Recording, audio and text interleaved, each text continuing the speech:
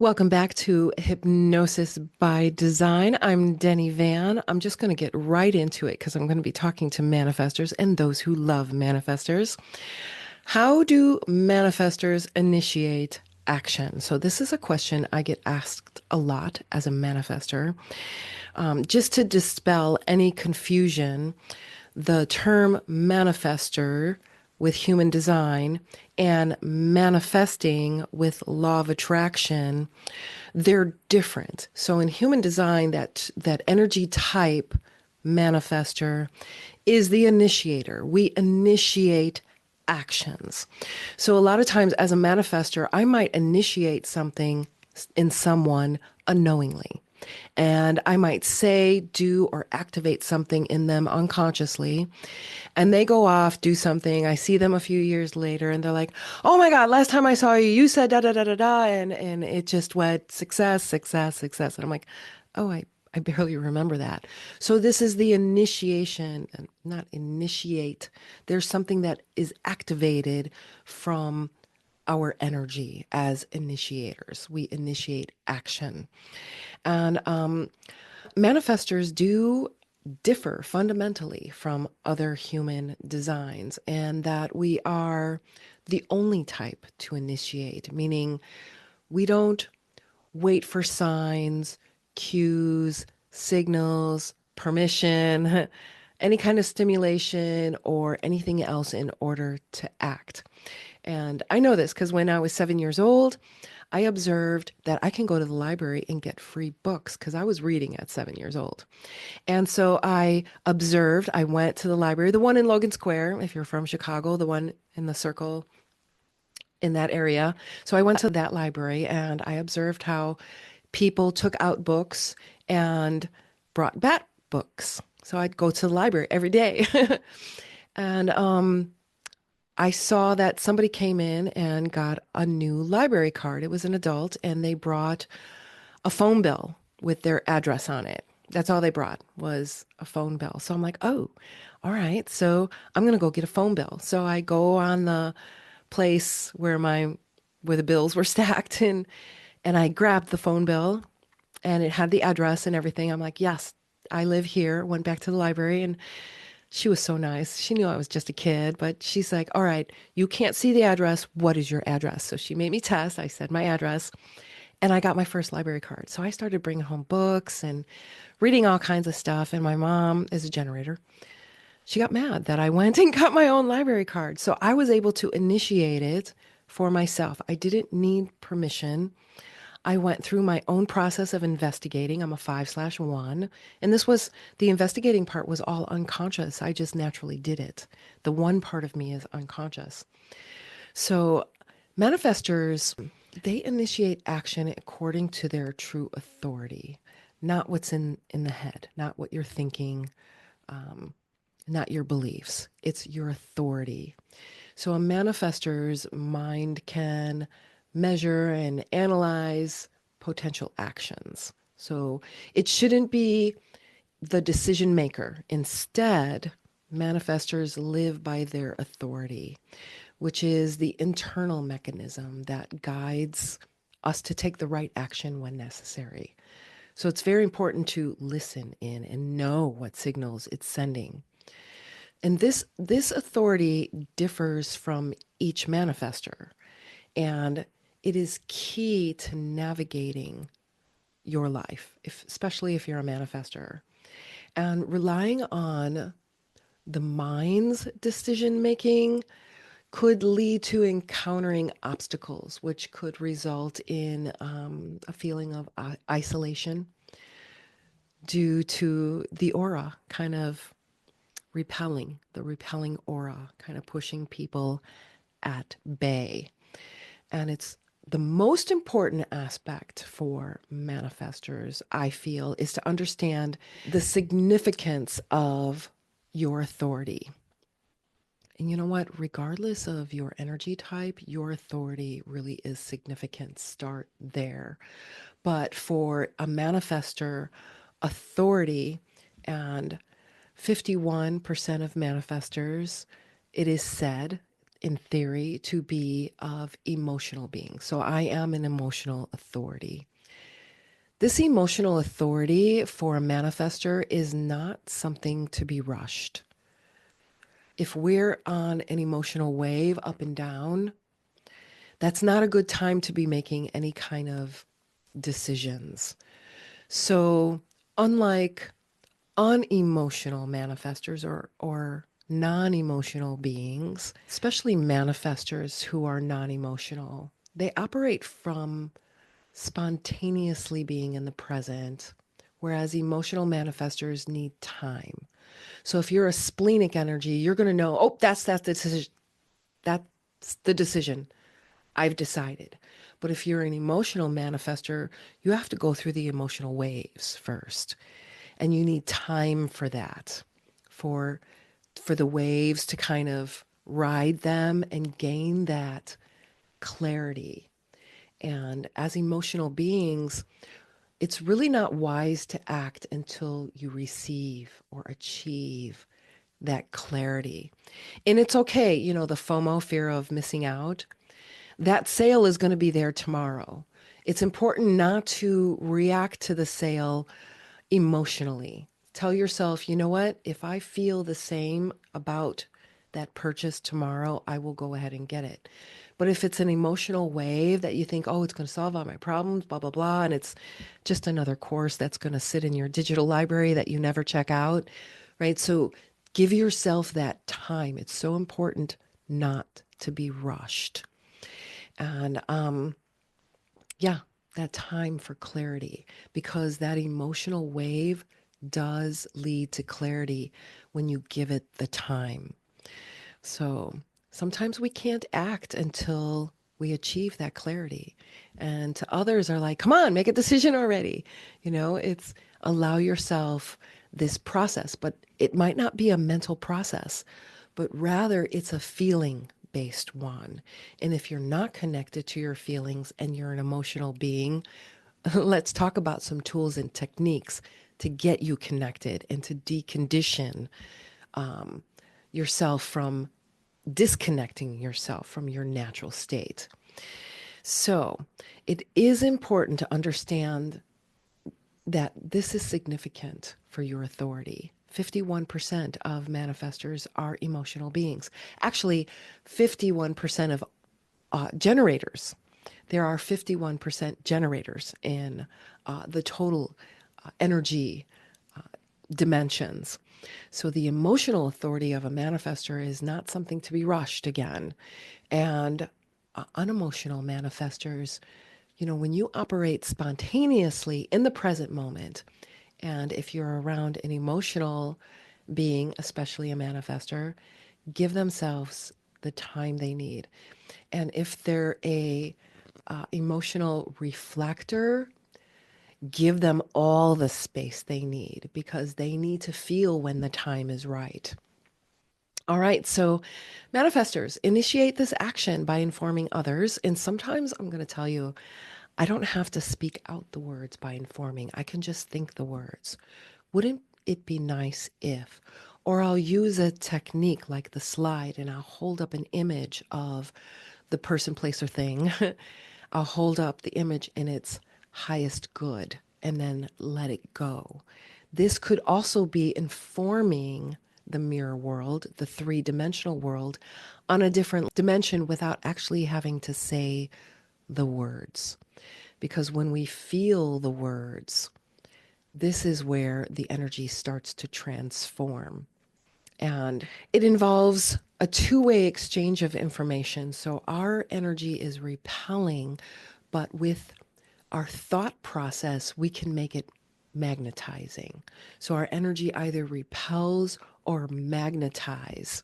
And this energy that repels and goes out, many times manifestors are made to feel small.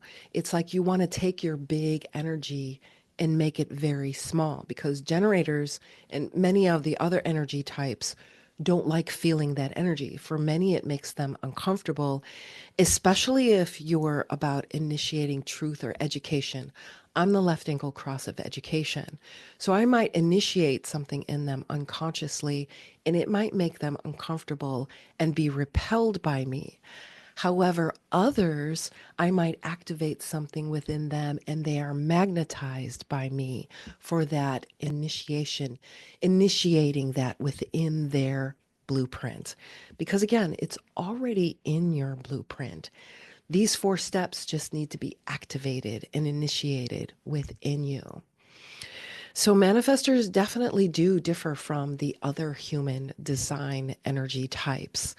And human design energy types, in that they are the only type to initiate something, meaning that they don't wait for the signs, the cues, the signals, or anything else to act upon it.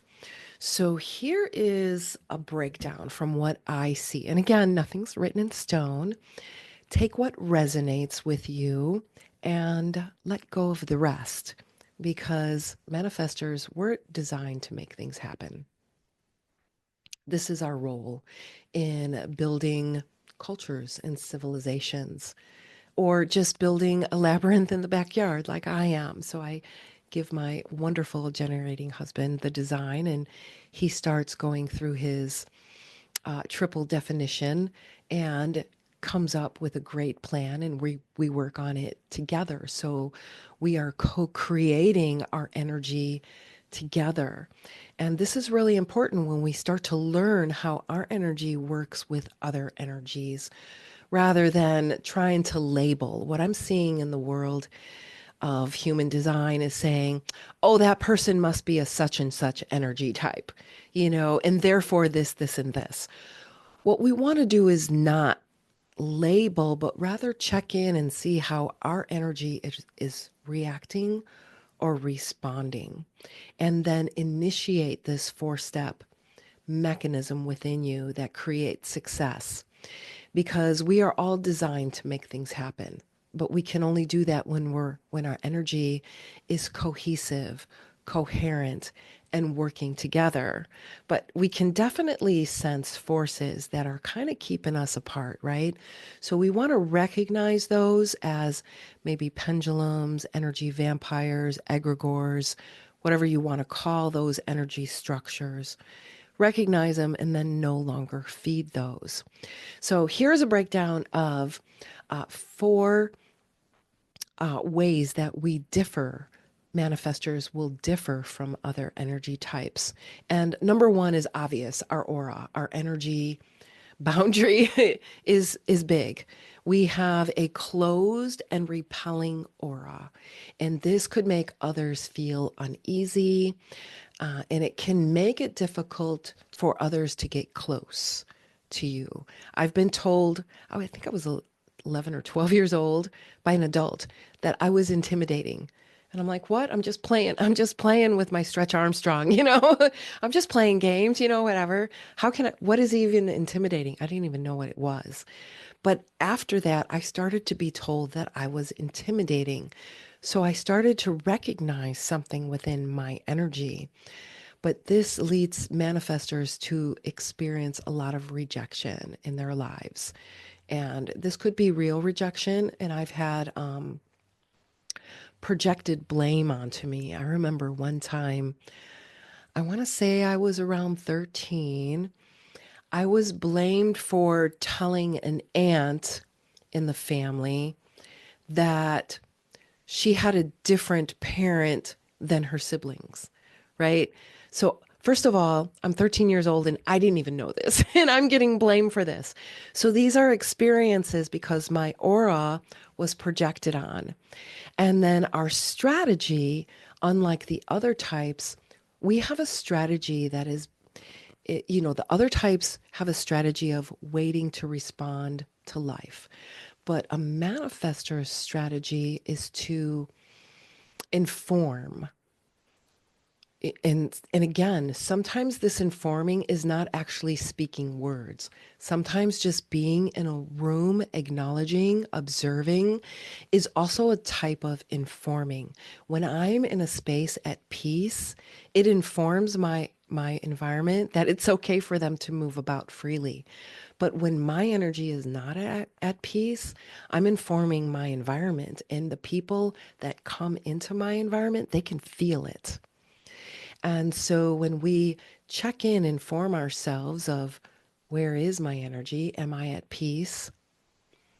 Do I need rest? Check in with where your energy. This helps to mitigate any negative effects that our aura may be creating unconsciously. The likelihood of meeting resistance, because our aura can create resistance. And then our not self, the manifestor's not self is anger. And when you have a very big aura that is repelling, it could push somebody else's energy out of the way. And this could make somebody else push back, right? Who do you think you are? And kind of we make our energy small again. When we make our energy small, it creates a lot of tension, physical, emotional, mental, spiritual. It creates so much tension that you just have to break it out. And this is where the anger comes from trying to make our energy small. And a way to find peace is to allow your energy to open and be in a state of relaxation. And there's a lot of talk about resting and manifestors. I can rest on my hour drive to my contract. I'm going to go to a contract and do my work that they hired me for, but it's an hour drive. So I have a choice as a manifester.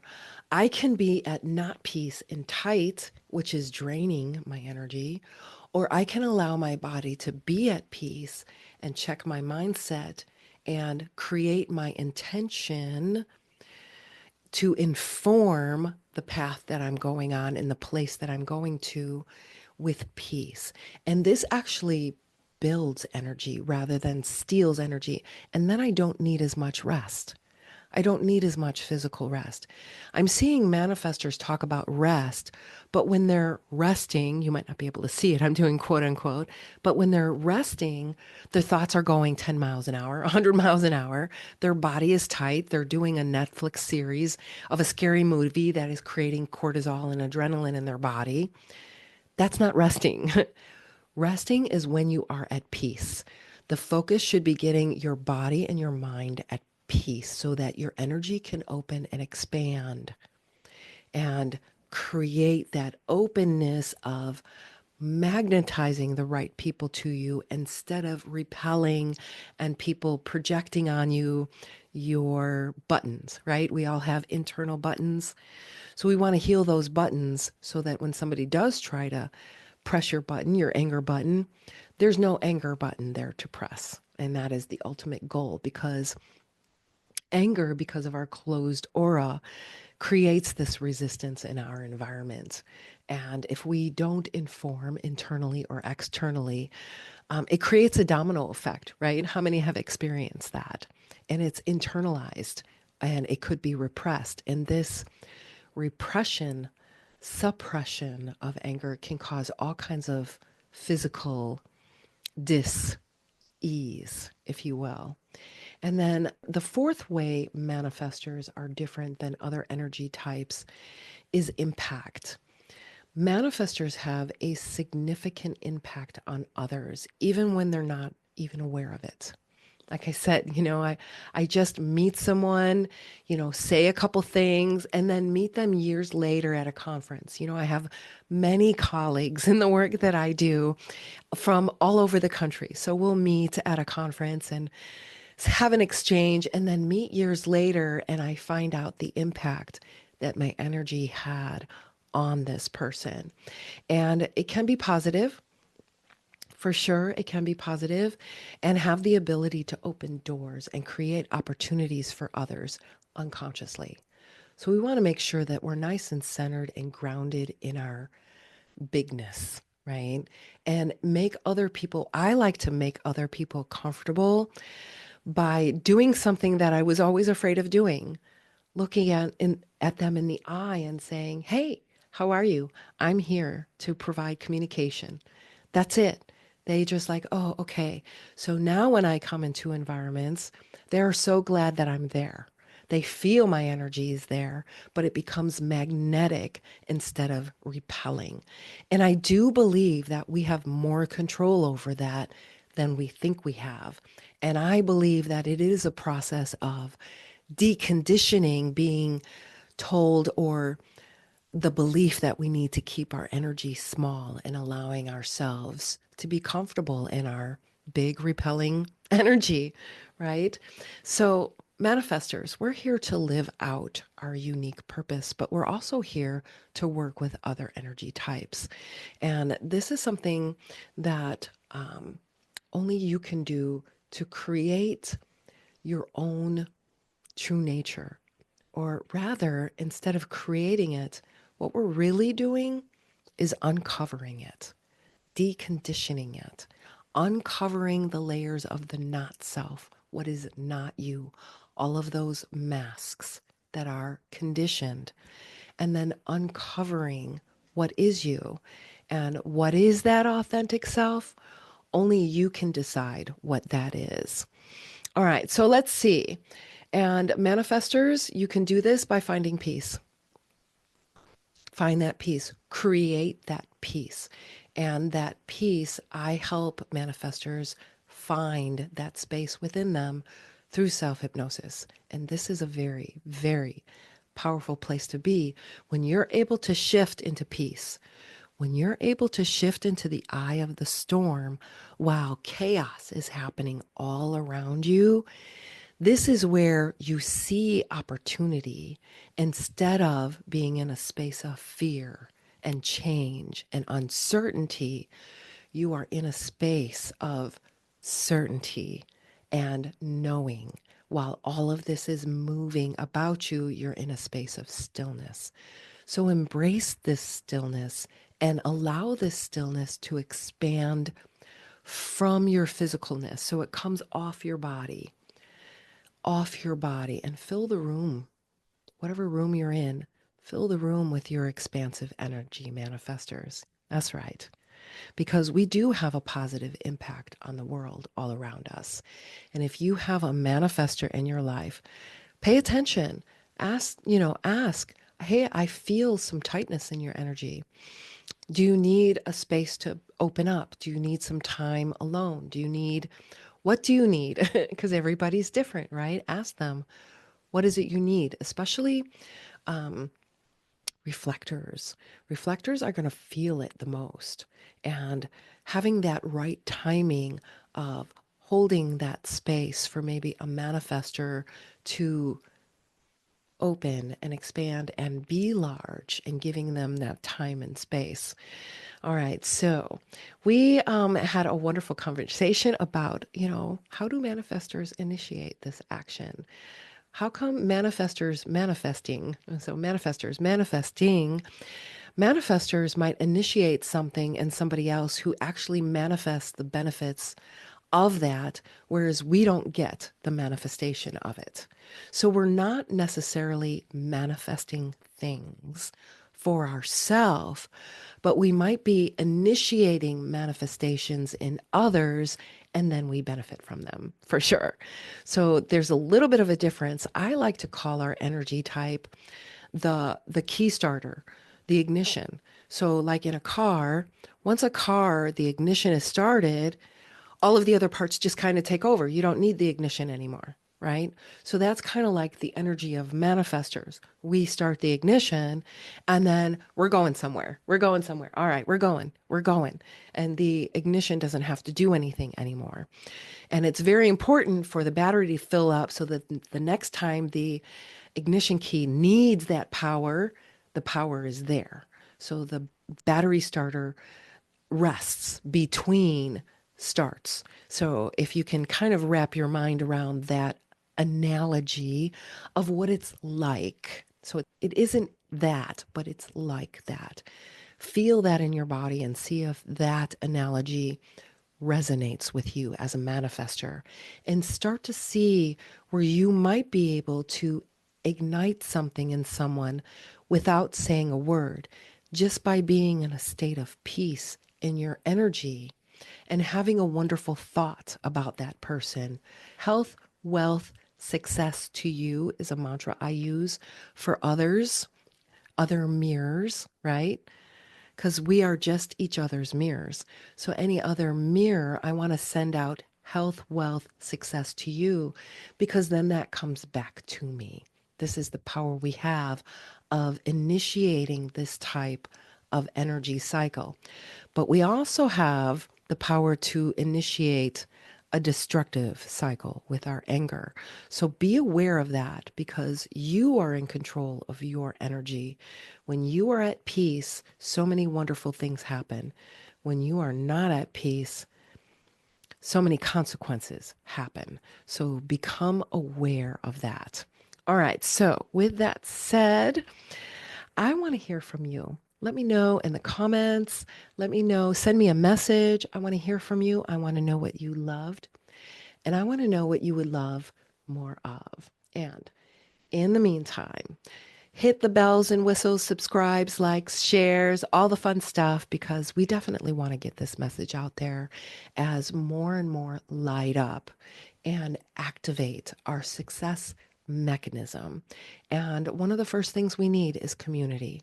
So let me know what community means to you and what you would like to see in community and what you don't see in your community. So let's keep the conversation going. And in the meantime, keep being amazing.